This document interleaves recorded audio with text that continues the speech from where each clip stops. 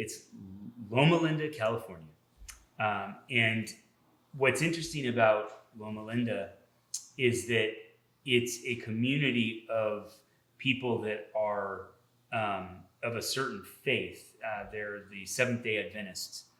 And the blue zones would have you think that the reason that they're living past 100 is because they're vegan. A lot of times the promo and where people understand the blue zones, they think that it's a plant-based thing. The interesting thing, though, is that Loma Linda is not a vegan community. It would make you think it is, because they have a university there and they actually did a demographic study of what they eat there. Because I was interested. I'm like, wow, I want their diet. I want to live past 100. Mm-hmm. And what's interesting is that I think it's something like 26% of the people there, they are vegetarian. 26%. 8% are vegan. Very low number, right? And then the rest of them eat meat. Now, the idea that they are vegan comes from the concept that in the Seventh-day Adventist teaching, they do recommend a vegetarian diet.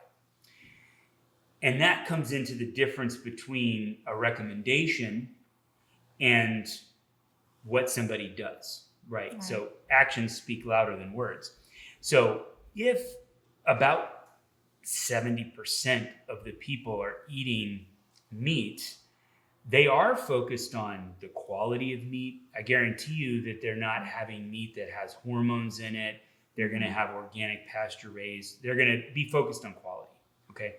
But what is it that they're doing that makes them live past 100? And I was dying to figure that out. And when I looked at it, they have this saying in their community, which is eat breakfast like a king, eat lunch like a queen, and eat dinner like a pauper.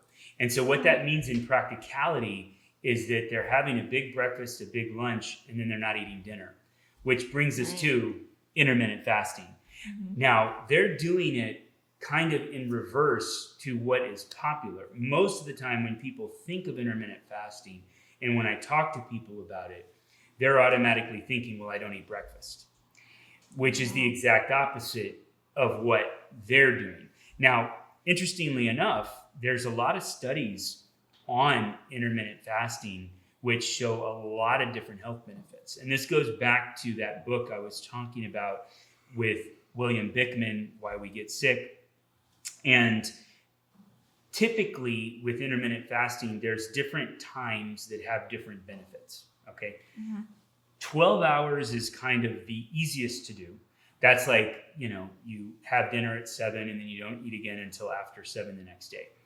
The neat thing about a 12-hour fast is it's not that difficult to do typically, but the benefits are huge because you're giving the body enough time to use up the glucose from the food you had the day before, and you're allowing the insulin level to go down. Oh, wow. Okay.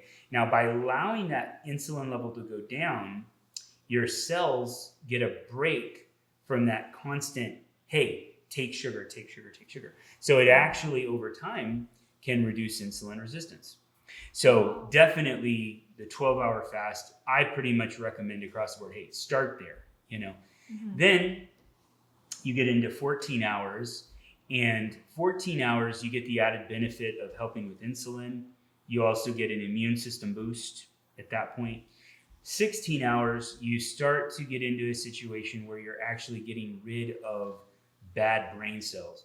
And there's a lot of studies that are showing that if there's any sort of plaquing on the brain, which can, is seen typically in like Alzheimer's, dementia, and stuff like that, that can come into play. Now, that said, I don't typically recommend everybody do a 16-hour fast every day. Some people do it, but I say, look, do 12, get good at that. Get to where you're not having any sort of shakes, irritability, any sort of hypoglycemia, blood sugar issues. Once that's in and you're doing great, then you can add in 14 and see whether you like 14 daily or not. And then do a 16 here or there. So if you did a 16 once a week, twice a month, once a month, anytime you're getting it in, then you're adding that brain health aspect, right? And so I think that field is very fascinating. And, as far as whether it's as beneficial for men to women and things like that, my focus is on Loma Linda and the fact that they routinely live past 100, both men and women. Right. So that right there tells me that intermittent fasting is good for both men and women. Now, what hasn't been studied is what's better. Right. Is it really better to not have dinner and have your calorie window be between breakfast and, a late lunch? That could be argued. That's something that needs to be studied. Certainly, it makes a lot more sense to give digestion a break when you're going to be sleeping anyway. Right. And so when you're winding down, I think for myself, if I try to fast while I'm doing a lot of work, my brain doesn't work as well, you see. So I definitely tend to like to keep my intermittent fasting too when I'm not super active. Right. Yeah. So it also just depends on the hours for like an 8-minute fast, a 12-hour fast, 16 hours. That's exactly right. It's, if you've got kids and you eat dinner at 6, it's a lot easier to eat then and then not pick it up until when they wake up and have, breakfast after 6. Whereas if you don't have kids and you, go out partying and you eat your last thing at 10 o'clock, well, it makes more sense to eat after 10 the next day, right? So you can tailor it to whatever your lifestyle is, but it's something to keep in mind, and it's something that we didn't know. But it does look like when you keep insulin levels high chronically, that's what's leading to type 2 diabetes. So if you can, some people will take advantage of not snacking. If you just have breakfast, lunch, and dinner, or breakfast, dinner, you can have 2-3 meals. That's not as important. But if you don't have food between that and you use that window where you let that insulin level go down, you can also use that as well. What sort of changes in diet and nutrition do you find is most beneficial when it comes to our moods?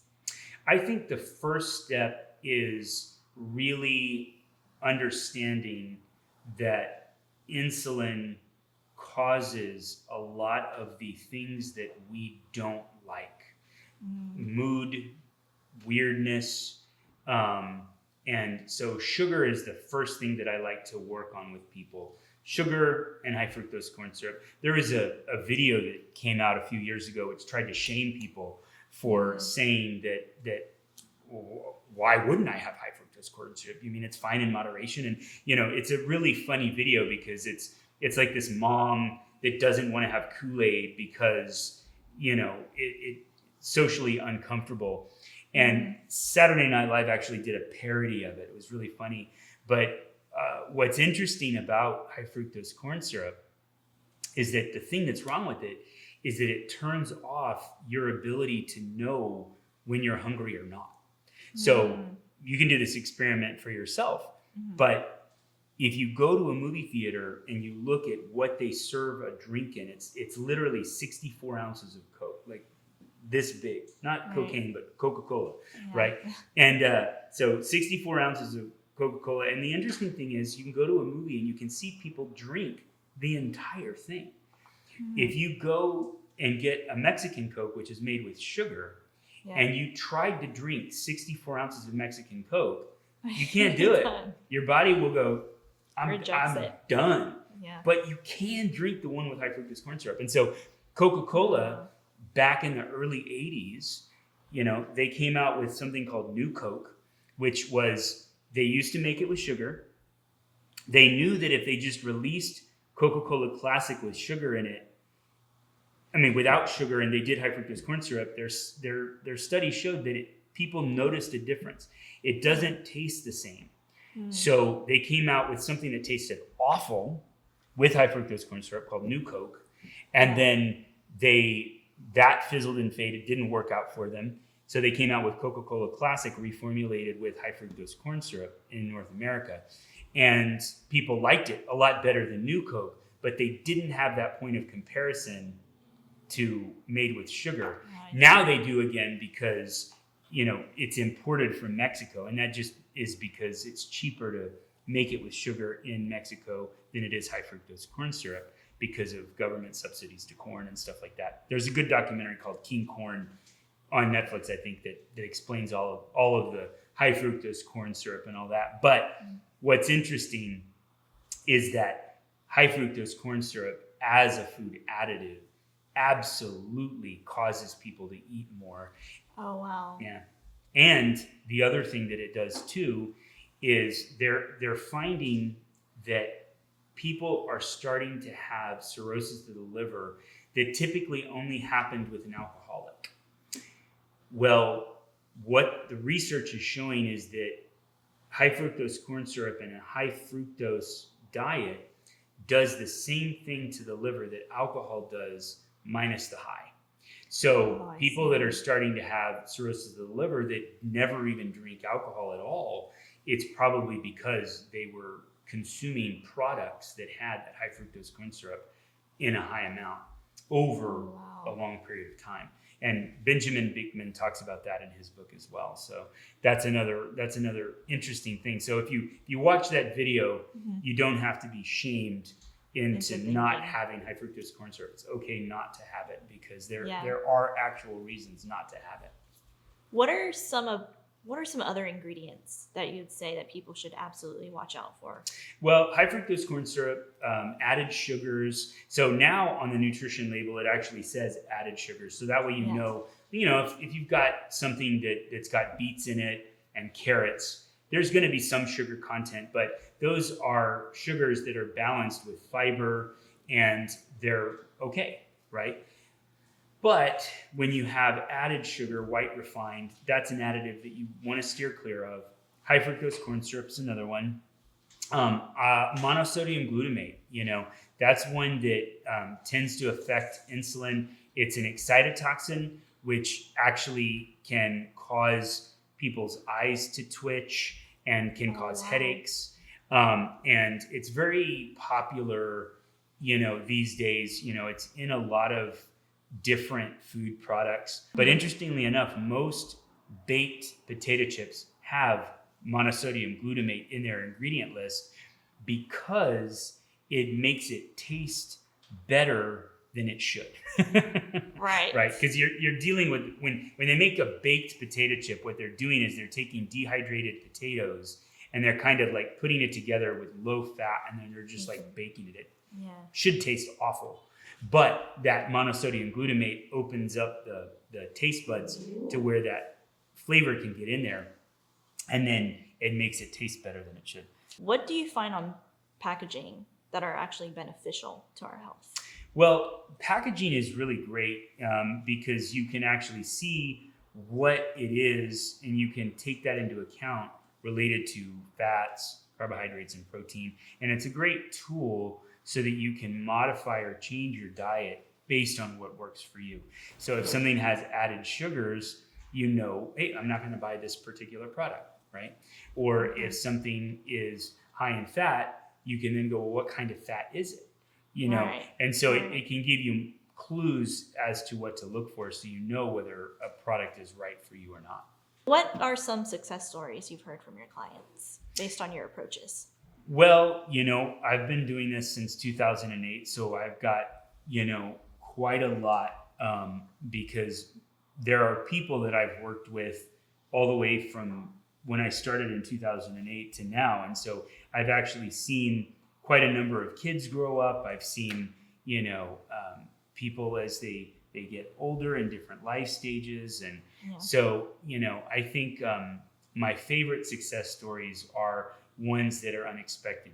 I got off of thyroid medication, or I didn't realize it. I didn't need to take cholesterol medication, or, you see medications kind of going away, or, oh man, I wasn't crazy. I just had a thyroid issue, or, my hair is growing back and I thought I was going to lose it. I had a 13-year-old kid who came in and he had this weird thing happen where all his hair over his whole body went away. It's just gone. Probably some virus or something.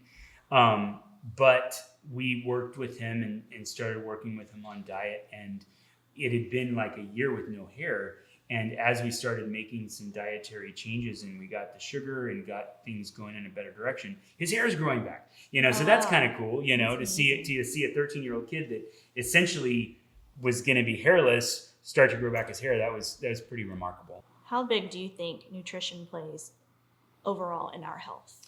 Well, a lot of times when you look at like people that are into like coaching for exercise and things like that, what they say typically is that it's 80% nutrition and 20% exercise.